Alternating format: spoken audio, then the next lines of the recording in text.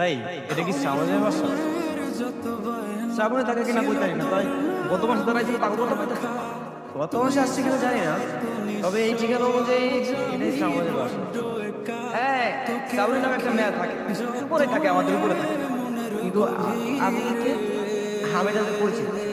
তাহলে আপনি ফোন দিয়ে কথা কন, নাম্বার তো নেই। আচ্ছা তাহলে আমি ম্যাডামের লোকের কথা বলছি, যদি ম্যাডামের লোকের কথা বলতে না পারি, যে ম্যাডামের বাপের লোকের কথা বলতে আমরা জানাই দিই।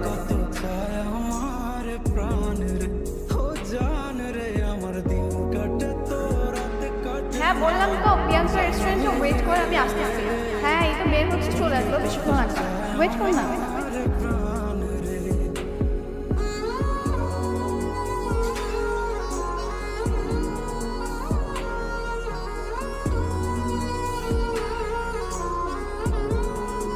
কিন্তু আমাদের বাসায় কাজ করছে, কাজের মেয়ে